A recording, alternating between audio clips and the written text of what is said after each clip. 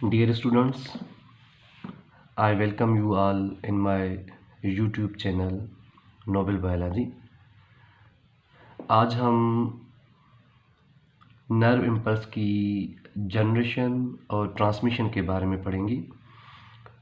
इस लेक्चर से पहले मैंने न्यूरॉन के बारे में बताया था कि न्यूरॉन एक ऐसा सेल है एनिमल की बॉडी का जो नर्व इम्पल्स को जनरेट करता है और उसे ट्रांसमिशन में भी हेल्प करता है। Nerve impulse, a wave of electrochemical changes that travel along the length of the neuron. Nerve impulse actually एक इलेक्ट्रिक करंट है जो आयंस की डिस्ट्रीब्यूशन की वजह से न्यूरॉन में बनता है।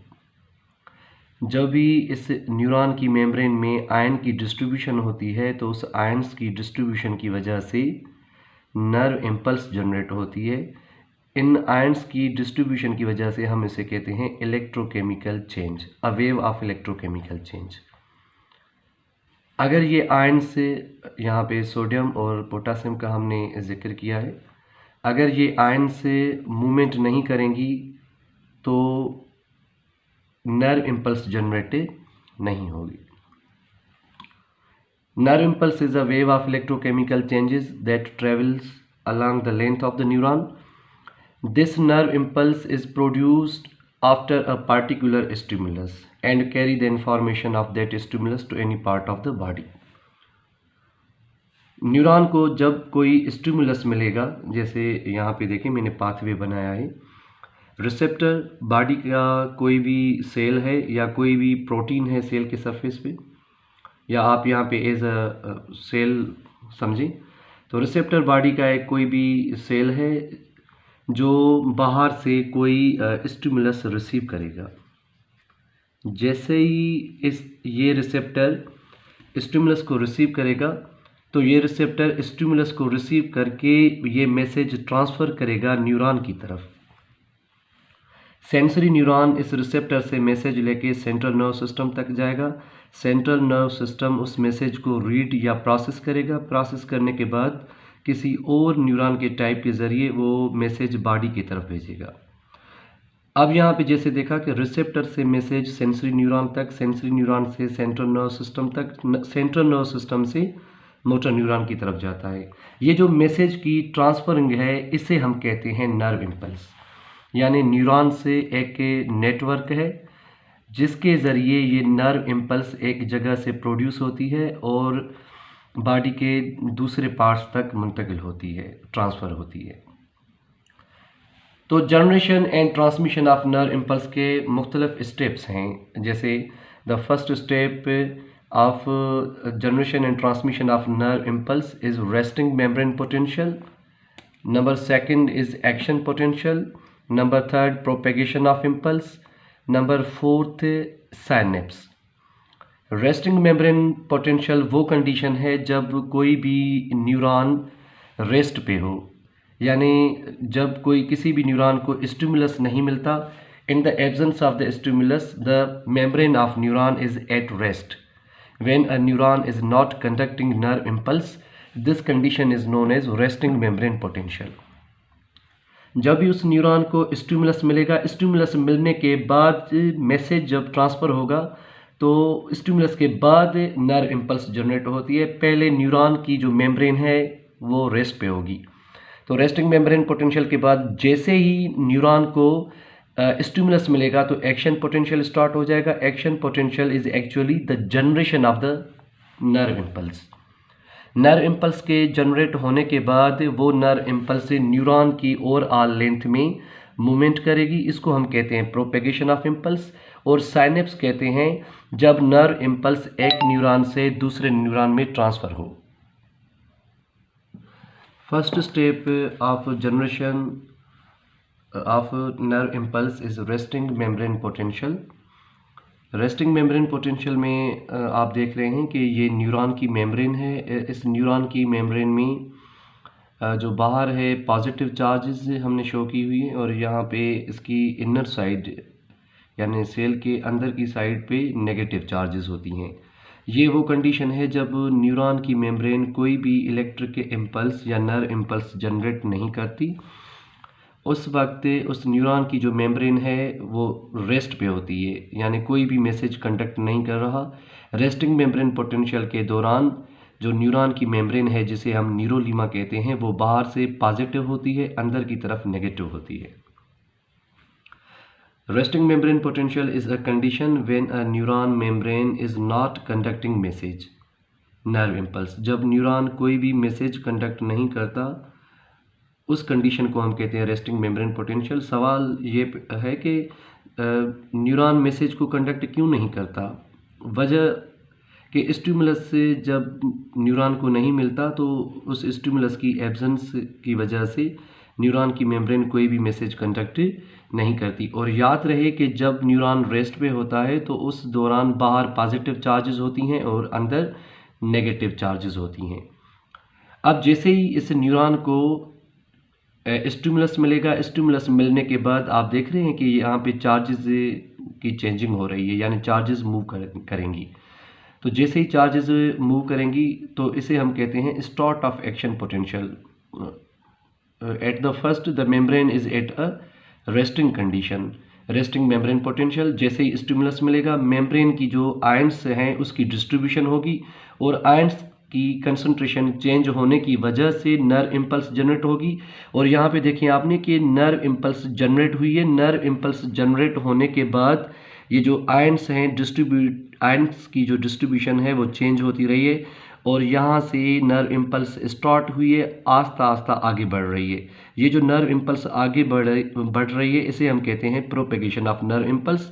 और जहाँ पे नर्व इम्पल्स जनरेट हो रही है उसे हम कहते हैं स्टार्ट ऑफ एक्शन पोटेंशियल। और जब न्यूरॉन की मेम्ब्रेन कोई भी एक्शन पोटेंशियल जनरेट नहीं करती, उस कंडीशन को हम कहते हैं resting membrane potential. During resting membrane potential outside of neuron is positive. जब न्यूरॉन की मेम्ब्रेन कोई भी नर्व इम्पल्स जनरेट नहीं करती तो उस वक्त न्यूरॉन की जो बाहर वाली साइड है, यहाँ पे ये जो है हम इसे कह रहे हैं आउटसाइड, और ये जो अंदर वाली साइड है इसे हम कहते हैं इनर साइड। तो जो न्यूरॉन की इनर साइड है वहाँ पे आप देख रहे हैं कि नेगेटिव चार्जेस हैं और बाहर पॉजिटिव चार्जेस हैं। तो जैसे ही नर्व इम्पल्स स्टार्ट होगी तो बाहर की तरफ से जो कुछ आयंस है वो अंदर की तरफ मूव करती हैं और अंदर की जो आयंस है वो बाहर की तरफ मूव करेंगी, जिसकी वजह से जो मेम्ब्रेन की पोटेंशियल है वो चेंज हो जाती है।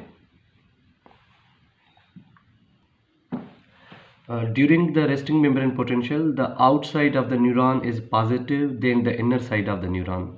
जब न्यूरॉन की मेम्ब्रेन रेस्ट पे होती है तो उस वक्त न्यूरॉन की जो आउटसाइड है वो पॉजिटिव आयंस होती हैं उसमें, या पॉजिटिव चार्ज होती है, और अंदर की साइड नेगेटिव चार्ज होती है।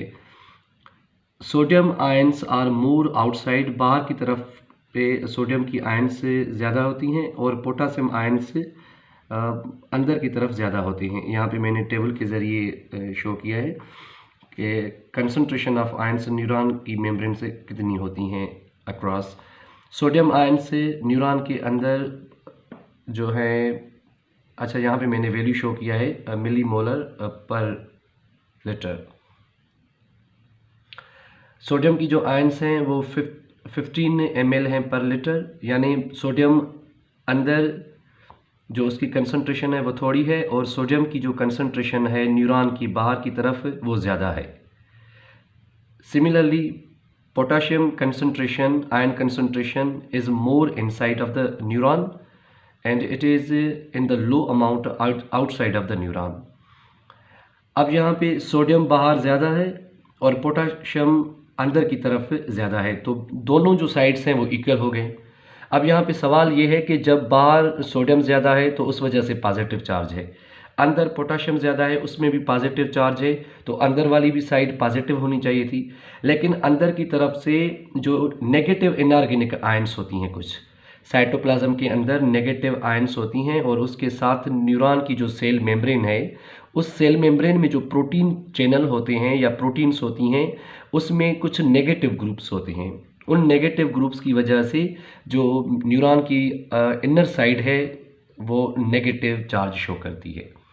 वैसे पोटाशियम और सोडियम की डिस्ट्रीब्यूशन की वजह से दोनों साइड्स पे पॉजिटिव चार्जेस होनी चाहिए थी, लेकिन अंदर से हम नेगेटिव इसलिए शो करते हैं क्योंकि अंदर की तरफ से मेम्ब्रेन में जो नेगेटिव चार्ज प्रोटीन होती हैं और ऑर्गेनिक के कंपाउंड्स जिनमें नेगेटिव चार्ज होती है, उसकी वजह से हम अंदर की तरफ जो मेम्ब्रेन है उसे हम नेगेटिव शो करते हैं।